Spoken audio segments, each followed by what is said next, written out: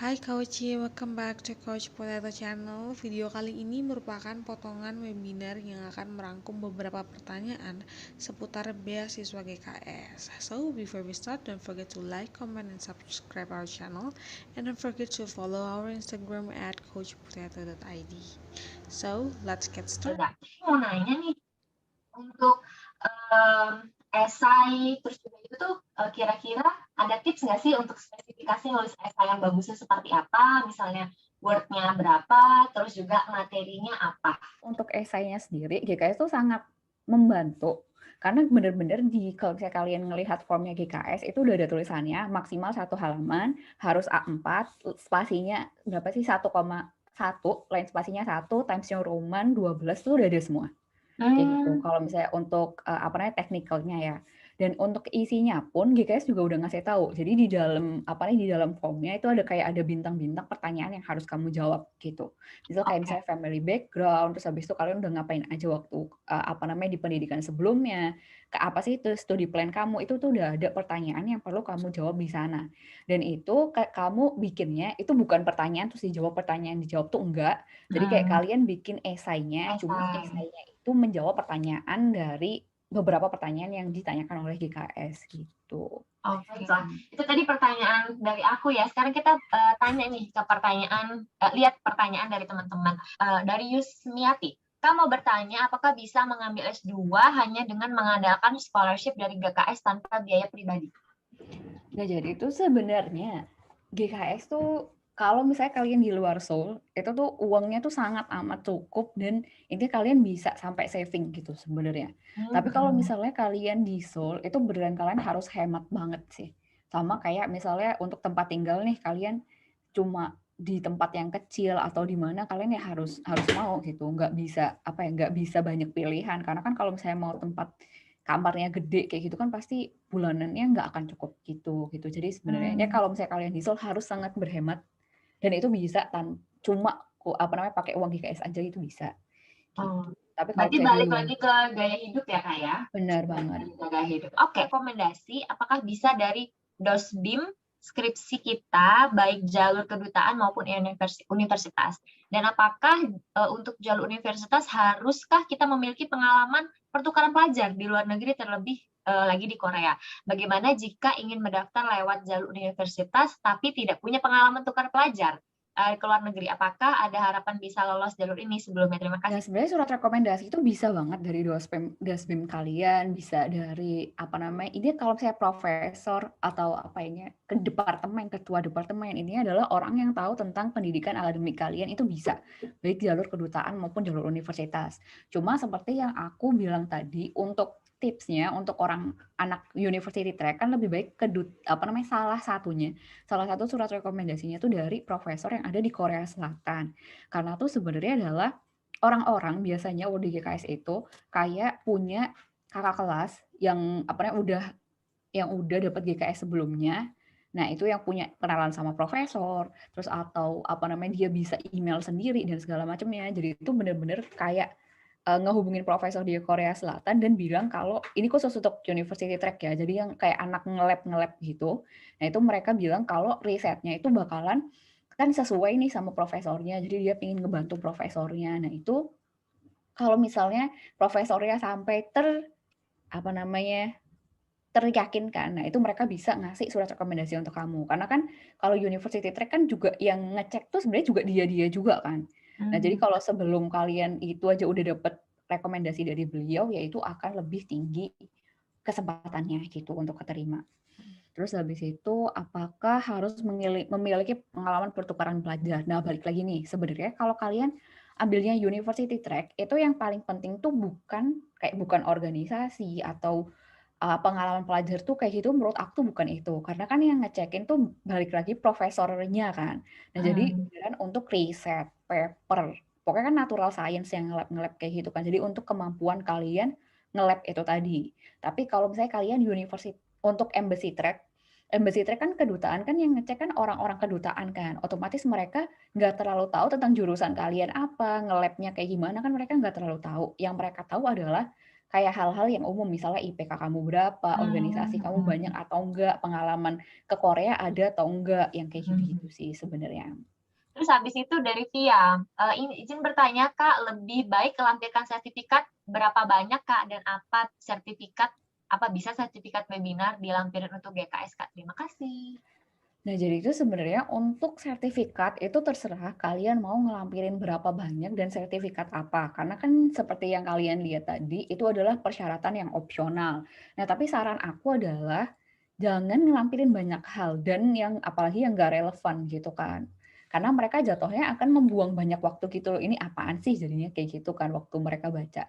Jadi kalau aku sendiri tuh aku cuma ngelampirin 5 sertifikat dan itu aku pilih yang paling relevan dan kayaknya paling oke lah gitu, di antara sertifikat aku lainnya, kayak gitu. Dari Lazikoh, Kak izin bertanya, apakah sebelum apply beasiswa GKS diwajibkan bisa bahasa Korea dulu, dan ada wawancaranya menggunakan bahasa apa? Untuk kakak sendiri belajar bahasa Koreanya les atau gimana? Terima kasih. Nah, jadi sebenarnya sebelum apply GKS itu nggak wajib bisa bahasa Korea. Jadi teman aku tuh ada yang beneran dari nol banget belajar bahasa Koreanya waktu nyampe sini gitu. Dan waktu wawancara kita menggunakan bahasa Inggris Bahasa gitu. Inggris. Makanya nggak terlalu penting lah untuk kalian bisa bahasa Korea. Cuma ya balik lagi kalau misalnya kalian punya topik 3 atau lebih kayak yang di preferensi GKS tuh bakalan dapat tambahan 10%. Kan lumayan banget kan itu nilai tambahnya. Dan untuk belajar bahasa Korea aku tuh waktu daftar aku udah dapet topik 4. Jadi aku les juga di Indonesia, ada namanya Korean Culture Center kalau kalian bisa cari. Terus habis itu untuk waktu kita belajar bahasa Korea di Koreanya sama waktu kita kuliah kurang lebih itu berapa tahun sih Kak untuk master sendiri? Kalau belajar bahasa Korea 1 tahun, kalau master sendiri 2 tahun. Jadi kurang lebih 3 tahun ya Kak sampai selesai ya. Semua ya.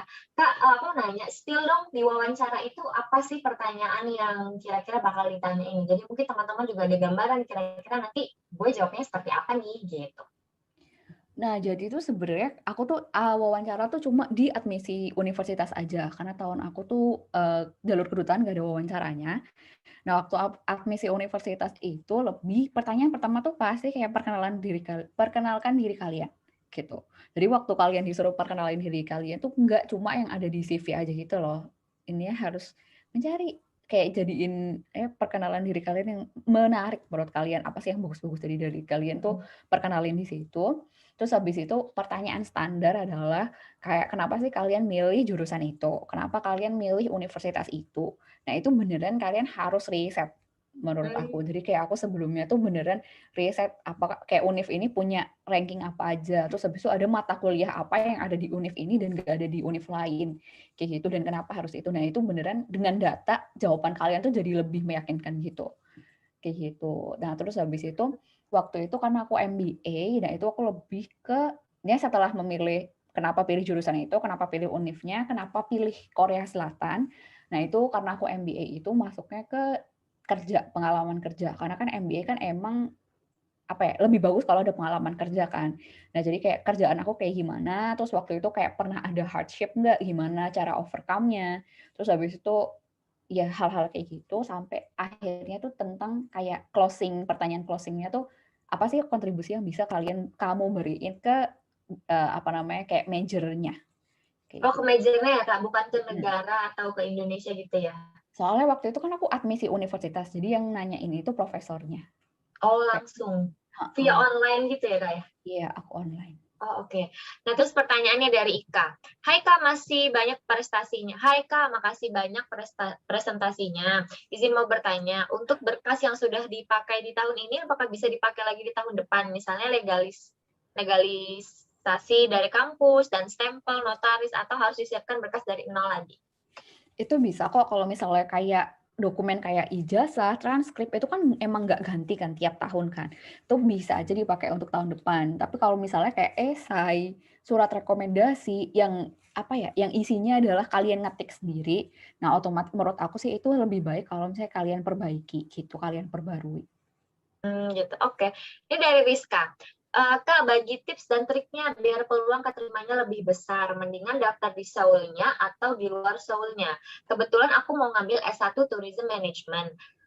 Dan apakah mengaruh kalau kita cantumkan pilihan univ sesuai rankingnya? Kan kalau di Indo mau daftar SNM, pilih univ pertama. Harus lebih bagus dari pilihan kedua.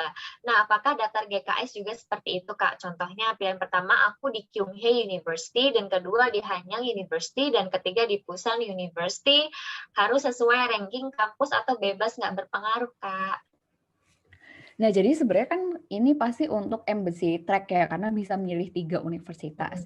Nah, kalau embassy track itu tuh nggak ngefek sebenarnya kalian mau rank univ mana aja gitu. Karena sebenarnya kalau misalnya kalian udah, yang paling susah adalah lolos dari wawancara embassy-nya. Nah, jadi kan kalau misalnya kalian lihat timeline-nya, pertama kan seleksi berkas, terus habis itu interview sama kedutaannya kan.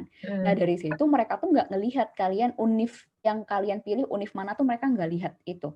Nah, jadi yang penting adalah kan kayak kalian bagus di segalanya gitu loh. Kalau misalnya embassy track kan kalian harus kayak sempurna gitu di segala, ya kayak gitu, nggak sempurna sih. Maksudnya adalah yang menonjol di beberapa bidang gitu kan.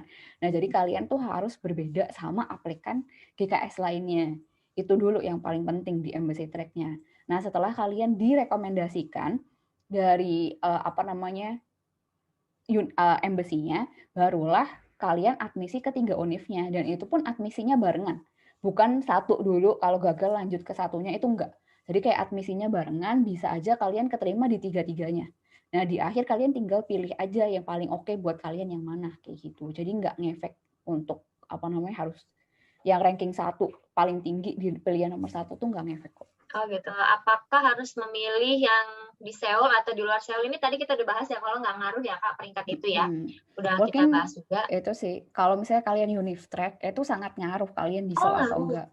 Karena kan kalian pilihnya satu jurusan dan satu univ, kalau univ track.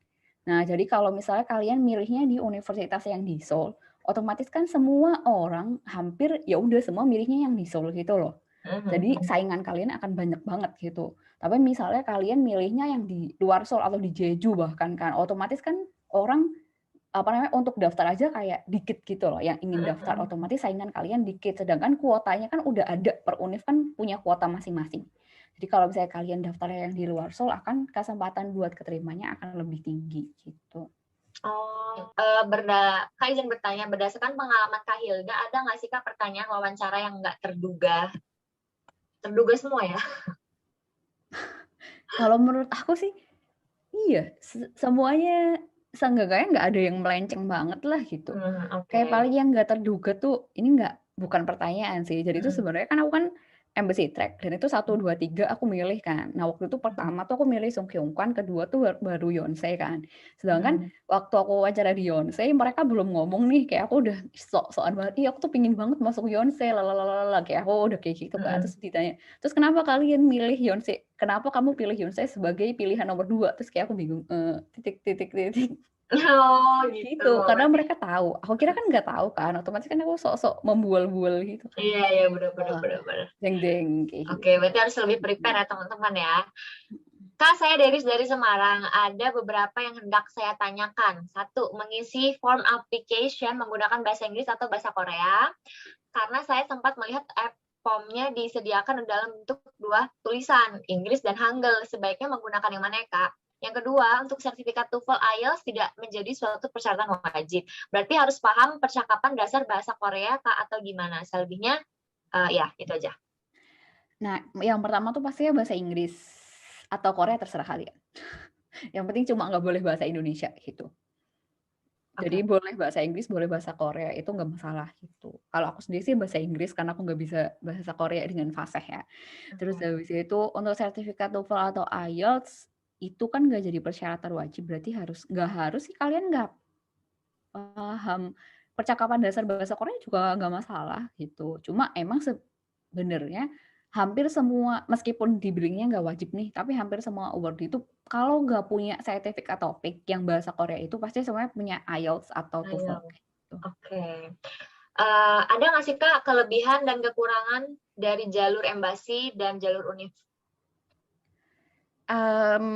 Gimana ya? Kalau misalnya jalur univ kan pasti cuma 1 univ satu jurusan doang gitu kan. Berarti kalian nggak, ya udah cuma boleh satu doang. Kalau misalnya embassy kan bisa lebih dari satu. Jadi kayak banyak pilihannya. Cuma ya embassy itu lebih dikit kuotanya dibandingkan university track. Kalau misalnya kalian lihat angka ya Oh gitu. gitu. Oh, Kuotanya, kalau misalnya oke dari oke. kuotanya aja. Terus habis itu kalau jalur univ tuh dia lebih dikit untuk apa namanya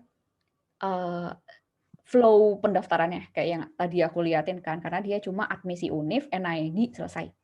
Tapi kalau Hmm. misalnya untuk embassy kan ada embassy, NID, terus habis itu sama admisi univ. Jadi kayak ada step-nya lebih banyak yang embassy track gitu. Oke. Seperti presentasi tadi bahwa bisa melakukan internship atau part-time. Apakah ada kesulitan sebagai foreigner untuk bisa part-time dan internship?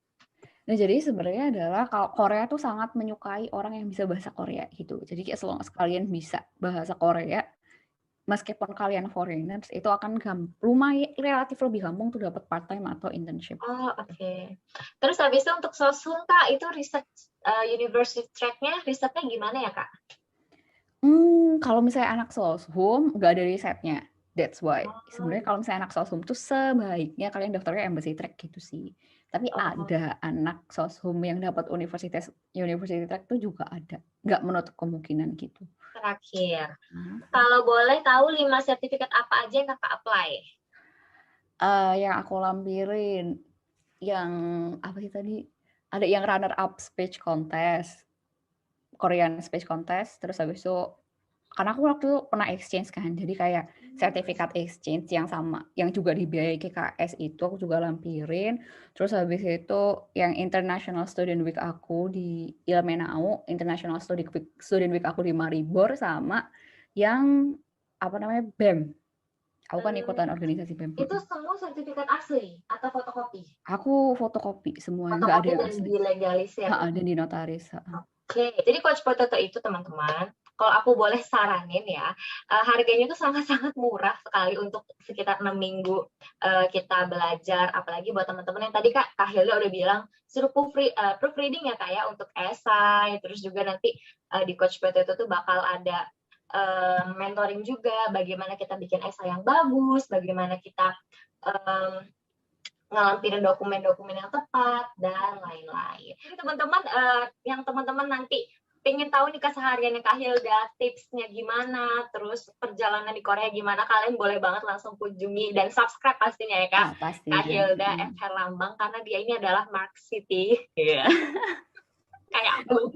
Di GKS juga banyak kok, maksudnya apa namanya cara kalian nulis esai, terus habis itu tips-tips apa namanya mau embassy track atau university track kayak gitu. Dan aku kalaupun ada pembukaan GKS baru tuh aku biasanya juga pasti ngepost gitu. Nah, berarti abis ini kalian langsung wajib banget subscribe YouTube-nya Kak Hilda. Oke teman-teman, itulah tadi sedikit informasi yang bisa dibagikan oleh Kak Hilda mengenai beasiswa GKS yang ada di Korea.